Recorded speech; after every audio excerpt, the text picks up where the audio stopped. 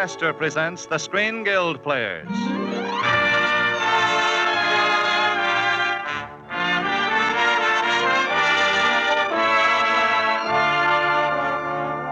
The Screen Guild play tonight, Across the Pacific.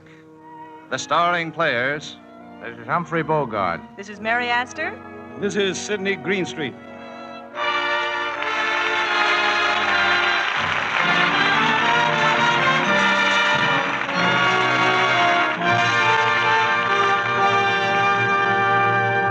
Tonight, Lady Esther welcomes you to a suspenseful program of espionage and counter-espionage. Across the Pacific, starring Humphrey Bogart as Captain Rick Leland, a United States Army intelligence officer, Mary Astor as Alberta Marlowe, and Sydney Greenstreet as Dr. Lorenz, a spy in the employ of the Japanese government.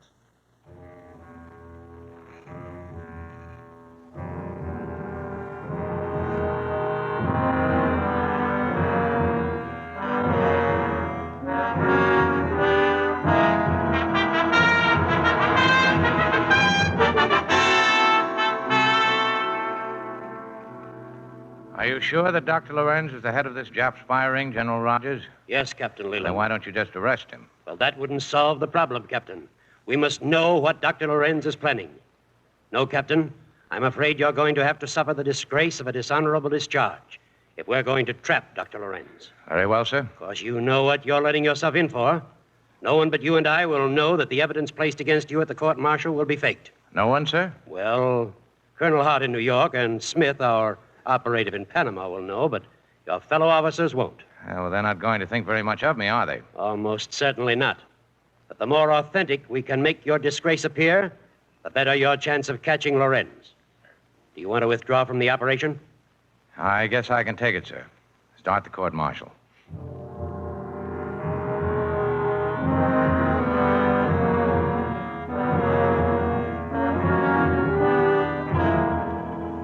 Captain Leland, the court by secret written ballot finds you guilty as charged and sentences you to be dismissed from the service of the Army of the United States.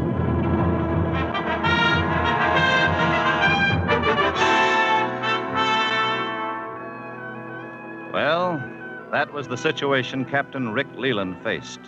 Forced to sacrifice everything he had gained during 10 years of splendid service, suffer the bitter enmity of his fellow officers, on the chance that he might catch Dr. Lorenz. Pardon me, sir. Yes, Captain Leland? Well, General Rogers knew what he was doing. Immediately after my court-martial, Dr. Lorenz showed the interest in me that General Rogers had anticipated. For weeks, our operatives have been trying to book passage out of Halifax on the Genoa Maru, a Jap freighter carrying Dr. Lorenz to the Orient. And for weeks, they'd been getting turned down. But they took me, a disgraced ex-coast artillery officer, aboard right away. That's where I met Alberta Marlowe, just as the Genoa Maru left her dock. Don't look now, baby, but there's a man following you. What?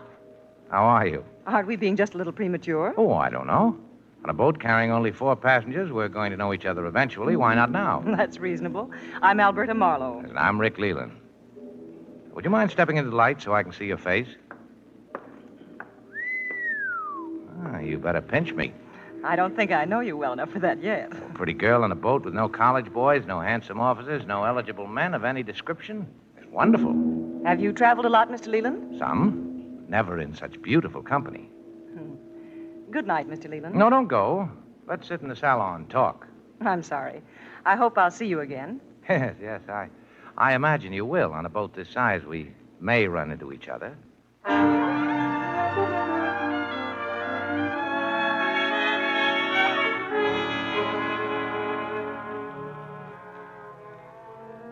Now, that wasn't the best start a romance ever had.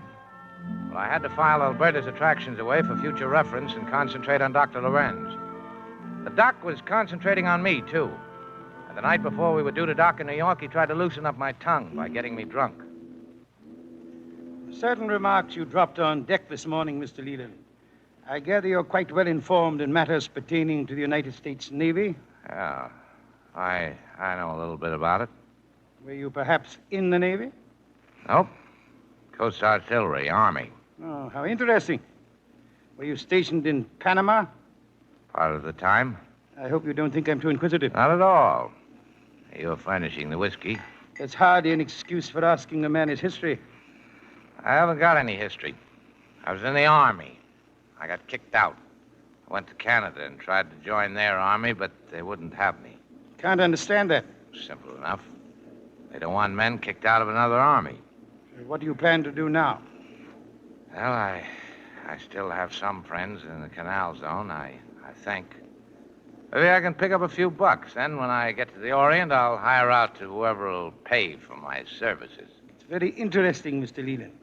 I can't tell you how I sympathize with you. Thanks, Doc. Do you intend to stay aboard the Genoa Maru when we dock in New York tomorrow? Or do you perhaps have friends there, Mr. Leland? Well, I doubt if I have any friends left, but I'm going to give at least one of them a chance to kick me out of his office.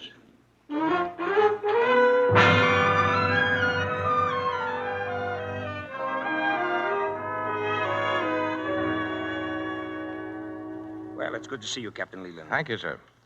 Well, how are you and the genial Dr. Lorenz making out? I think he's rising to the bait, Colonel. Well, don't be too sure of anything. Lorenz is no chump, or he wouldn't have lasted so long with the Japanese. Oh, he isn't exactly naive. I had to shake a guy getting here. Started to trail me right from the Genoa Maru. Now, be very careful, Captain Leland. You're entirely surrounded by enemies every second you're on that boat. Yes, sir. Oh, incidentally, there's a girl aboard the Genoa Maru. Oh, yeah. Alberta Marlowe. Yes, we're investigating her. She makes an effort to convince everyone that she comes from Medicine Hat. As a matter of fact, she owns an exclusive women's wear shop right here in New York. Last year, she made 8 trips to Europe. Well, they might have been buying trips for her shop. Of course. Then again, they might not. If she's on the level, how could she get aboard the Genoa Maru? Yes, that's true. What's Miss Marlowe like, Captain Leland? Well, you remember the girl you dreamed about marrying when you were 16? Well, this is her in the flesh. I understand. Well, Captain, the Genoa Maru will be sailing shortly. You'd better get back to your ship and Dr. Lorenz and the girl I was going to marry when I was 16. Yes, sir.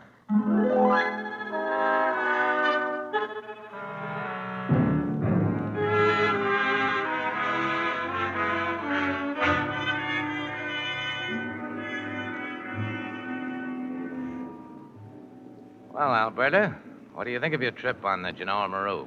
It's some experience for a girl from Medicine Hat, Rick. Is that a gag, or do you really come from a place called Medicine Hat? What's wrong with Medicine Hat except that it's cold in winter, hot in summer, and nothing ever happens there? Ah, you happen there, baby. That's good enough for me.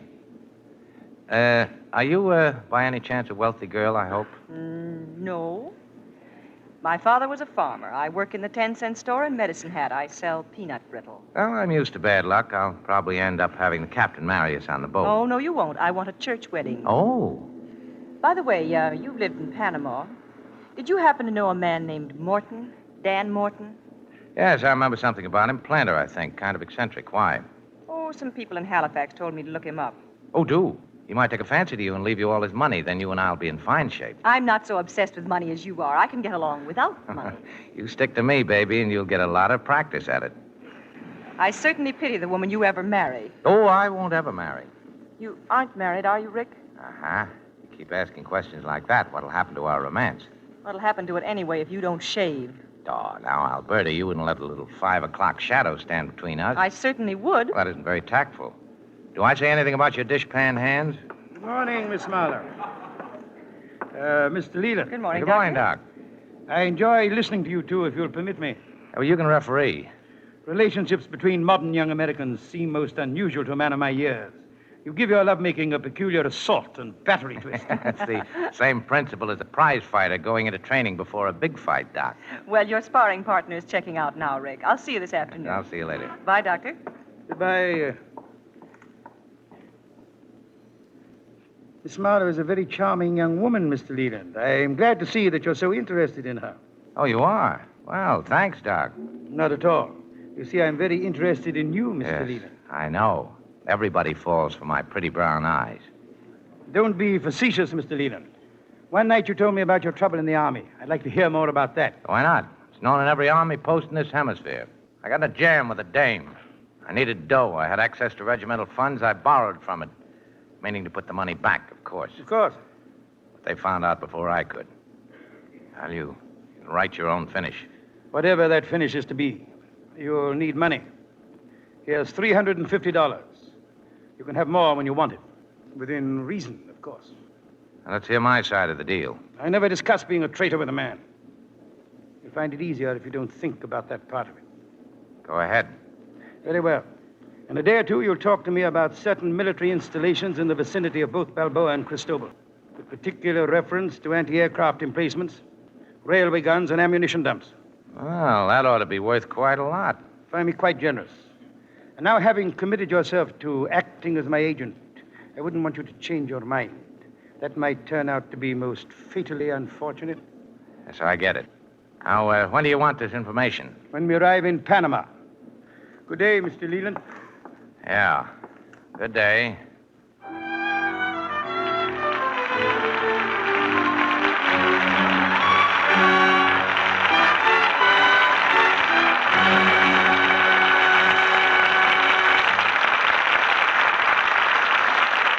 And so the curtain falls on Act One of Across the Pacific, starring Humphrey Bogart as Rick Leland, Mary Astor as Alberta Marlowe, and Sydney Greenstreet as Dr. Lorenz. Act Two in just a moment. Now, here's an interesting Believe It or Not from our hostess, Lady Esther. Here is a believe it or not, if ever there were one. Last Friday, a woman applied for membership in an organization of grandmothers. Dark, slim, and attractive. She looked more like a bride than a grandmother. Sorry, she was told. This club is for grandmothers only. But I am a grandmother, she insisted. I'm 46 years old. And she showed them a picture of her two small grandchildren. The next day, I met a member of the club at a luncheon, and she told me about the incident. She said, "You'd never guess that woman's age. Why, her skin looked as smooth and fresh as a girl's. I thought she was about 30. Now, that's why she looked so young. Because of her skin. A soft, smooth, fresh-looking skin can make any woman look younger, whether she's 30, 40, or even 50 years old. And a fresher, younger-looking skin is something nearly any woman can have if she really wants it. Now, I'd like to send you a tube of Lady Esther Four-Purpose Face Cream free, so that you can try it and see for yourself how much smoother, fresher, and younger it makes your skin look. Just send me your name and address on the back of a penny postcard, and by return mail, you'll receive a generous tube of Lady Esther Four-Purpose Face Cream, enough for a week's trial. Try it, and see how it brings your skin 4 important aids to beauty. See how it cleans your skin, how it softens your skin, how it helps nature refine the pores, and how it even leaves a perfect base for powder. With the tube of Lady Esther Four-Purpose Face Cream, I will send you also the 9 exciting shades of Lady Esther Face Powder. So be sure you don't forget to write. All the address you need is Lady Esther, Chicago.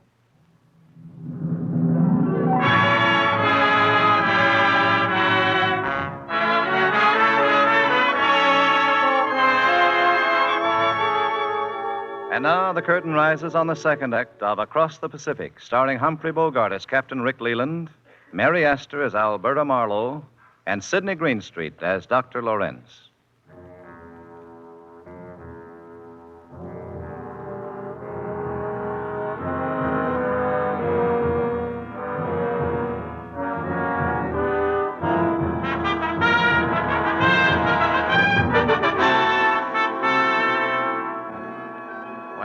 Panama, Dr. Lorenz and Alberta Marlowe joined me in checking into the Pan American Hotel, which was run by an old friend of mine, Sam Wing. The day after we landed, Alberta received a mysterious phone call and disappeared without even a goodbye. I was sitting in my room, trying to figure out how to trace her without arousing any suspicion, when Lorenz called for his military information. Good afternoon, Mr. Leland. Oh, hello, Doc. Sit down. What's on your mind? Well, Mr. Leland, now that we're in Panama, I think it's time you began to earn your money. Okay. Where shall I begin? The Pedro Miguel locks will be a good place for a starter. How many batteries are there? And what are their calibers? Anti-aircraft or the heavy stuff? Begin with the 16-inch guns. Let's see. The last time I was down here 2 years ago, there were double railroad guns east and west, 2 twin 16-inch concrete embrasures, half a mile north. That setup's probably been revised by now. Revised and augmented considerably, Mr. Leland. But your information was quite correct for its time. Testing me, eh? Yes. Now we go on to something of real value. What specific knowledge have you of the military plane patrol over the canal area? 2 years ago... What happened 2 years ago doesn't interest me. What I want is the current schedule of patrol plane. When the flights take off, exactly what areas they cover, at what altitude they conduct their reconnaissance, and the precise time of their return. I'll pay generously. How much? Shall we say $500? Oh, why don't we say 1,500? I said I'd pay generously, not foolishly. Now, just a minute. The only place I could get that schedule is at Air Force headquarters. That's not too easy. Now, make your deal. 1,500 if you get it today. 500 if the delivery is after midnight. And why all the rush? There's no rush. Just $1,000 worth, eh? Your place is to answer questions, Mr. Leland, not ask them.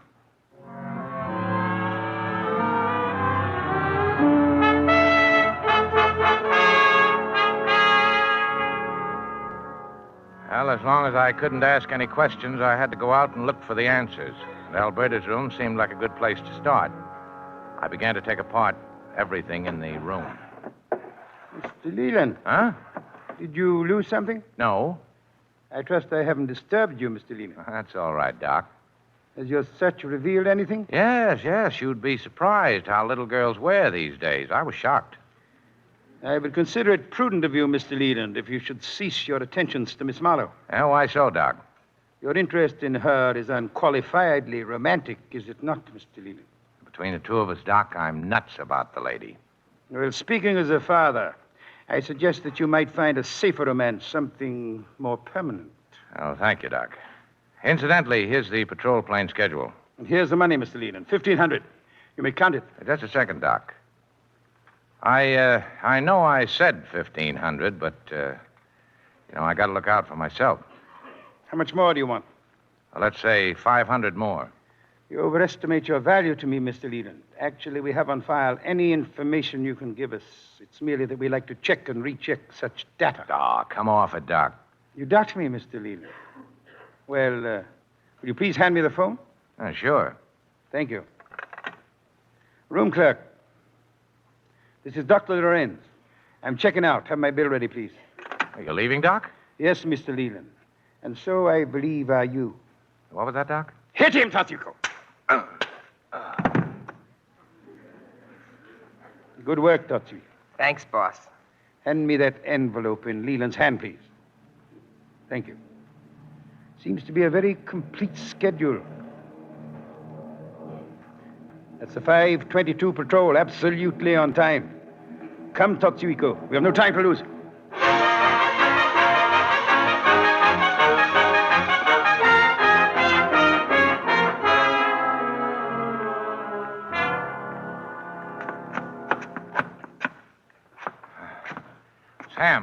Sam Wing. What's the matter, you, Ricky? How you catch your head bump trouble? That's a present from my pal, Dr. Lorenz. Where is he? He go 5 hour ago. I checked out right after I was slugged. What about Miss Marlowe? Oh, she no come back. Probably made the getaway together. You like movies, maybe. Go Japanese theater.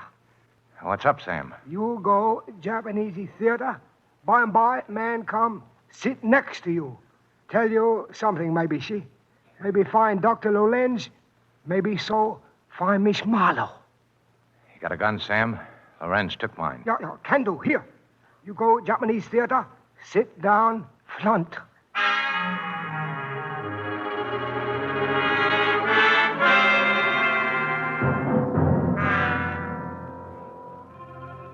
Senor Leland? Yeah.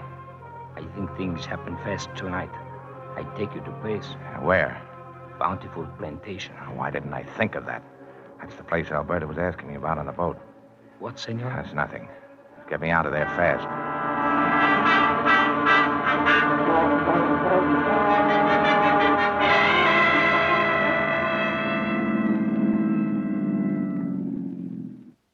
What are you stopping here for? It is not safe to go any further than the car, Senor Leland.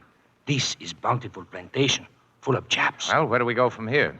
I go back to Cristobal. You go that way. See many Japs. Airplane. Landing field. Airplane? Landing field? Si, senor. Tonight they are loading torpedoes on airplane. I think they blow up Panama Canal. Well, we've got to stop them. No, not me, senor. I'm poor man with many mouths to feed. You stop them. I go back to Cristobal pronto. All right. How far is their landing field? Oh, just a little way through the brush, senor. You will not have to go far until you hear them working. Okay, thanks.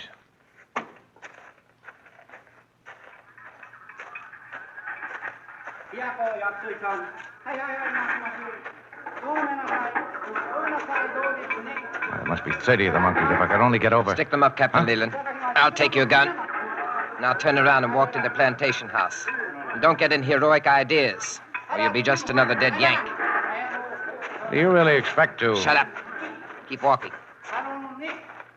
I hate to put you to all this I told you trouble. to shut up. Up the steps. Open the door. Well, if it isn't my old playmate, Dr. Lorenz. Hey, Doc, tell this gorilla of yours to take his gun out of my back. What? Why, Mr. Leland, I'm surprised. Indeed I am. But you're forever furnishing surprises. This'll be his last one. Who's your rough playmate, Doc? I'm sorry. Permit me to introduce Joe Totsuiko. Joe was a student at one of your American universities. That's where I learned to be such a tough guy, Ricky. And I see you know my name. We met before? Well, in a way. I slugged you at the hotel. Uh-huh.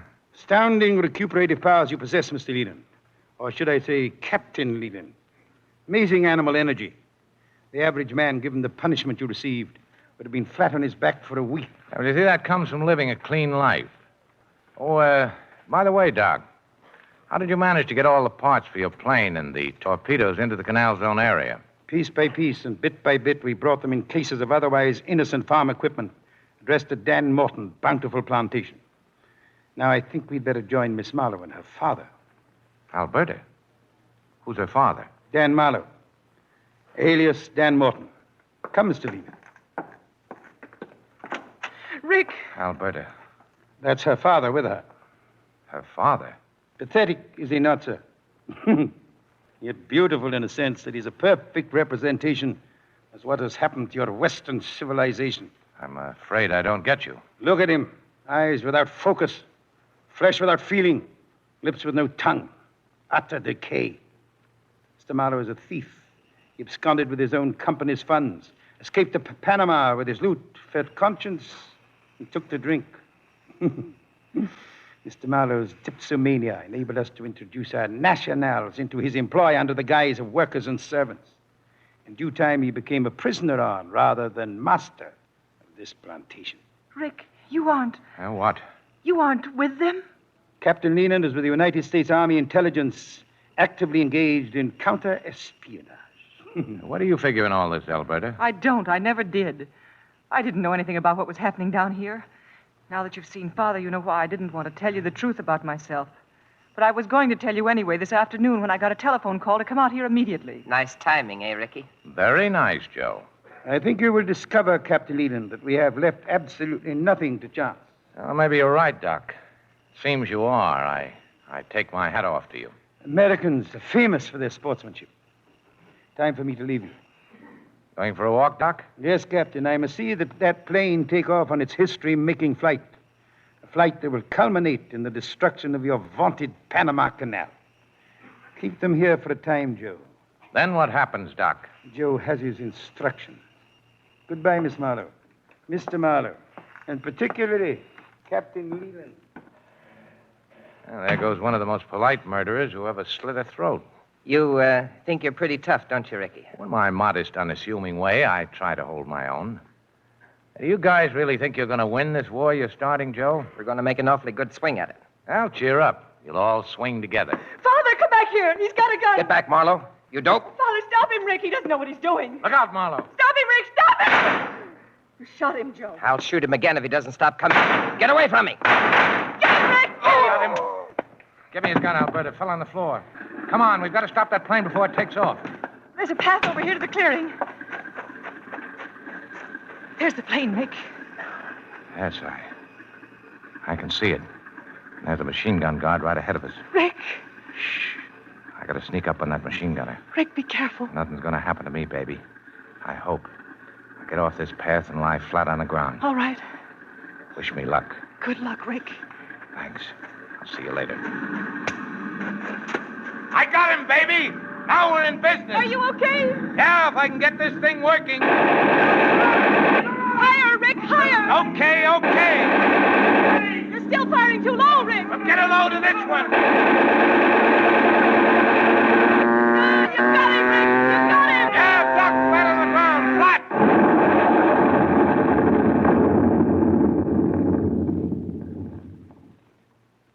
You all right, Rick? Yeah. But you better not take a look at that landing field. Why not? What that explosion did to Doc Lorenz and those Japs isn't pretty. Hey, take a look upstairs. What? Are those our patrol planes? Yep, and right on schedule, too. And they'll still be on schedule, baby, when Japan's just a little island again. And you and I are spending our honeymoon in Medicine Hat.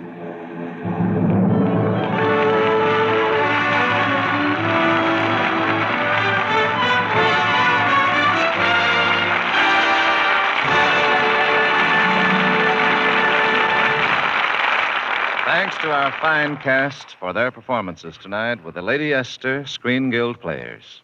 Thank you again, Mary Astor, Humphrey Bogart, and Sydney Greenstreet. Please come back and do another play for us soon. We'd like to, Mr. Bradley. You see, the Motion Picture Relief Fund, which receives the benefits from these series of programs, is something in which we're all very interested. And I know that you, ladies and gentlemen, will be interested in what two well-known people have to say. Humphrey Bogart will be back in a minute or two to tell you about next week's program, which will be one of the outstanding radio events of the year.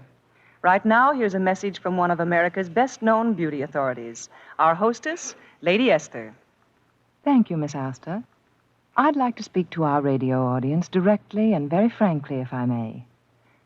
Are you as proud of your skin as you used to be? How long has it been since you studied yourself critically in the mirror? Can you really say that your skin is as fresh and smooth as it was, well, let's say 6 months ago? Or are you beginning to notice tired lines here and there, perhaps a blemish or two? Now, it may be that your skin is taking extra punishment these days. You may be outdoors more than usual, or you may be living in an area where there are many defense plants, and the air is so laden with smoke and dust that your skin gets much dirtier than usual. Now, thousands of women in defense plants and in smoke-laden defense areas have changed to Lady Esther four-purpose face cream for the care of their skin. Wouldn't you like to see for yourself, without cost, why so many women write me they're changing to Lady Esther face cream? Then don't forget the offer I made a little while ago. Send for your free tube of Lady Esther four-purpose face cream, enough for a whole week's trial. With it, you will receive all 9 exciting shades of Lady Esther face powder. Just write your name and address on the back of a penny postcard and send it to Lady Esther, Chicago. I'm sorry, but Canadian wartime restrictions prevent me from extending my offer to people living in Canada.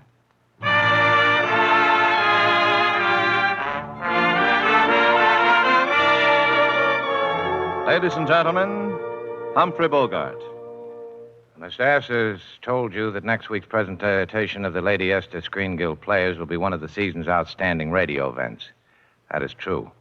It'll be one of the really great American plays in a most successful motion picture, Dodsworth. Our stars will be Nan Sunderland, Walter Huston, and Betty Davis. Next week, then, Lady Esther will present the Screen Guild Players in Dodsworth, starring Walter Huston, Betty Davis, and Nan Sunderland. Be sure to listen. Mary Astor can soon be seen in the Metro-Goldwyn-Mayer production, Private Miss Jones. Humphrey Bogart and Sydney Greenstreet can soon be seen in the Warner Brothers picture, Casablanca. Across the Pacific, a Warner Brothers picture was adapted for radio by Bill Hampton, and the music was arranged and conducted by Wilbur Hatch. The Screen Guild Players are presented every Monday night at this time by Lady Esther. This is Truman Bradley speaking for Lady Esther, saying thank you and good night. This is the Columbia Broadcasting System.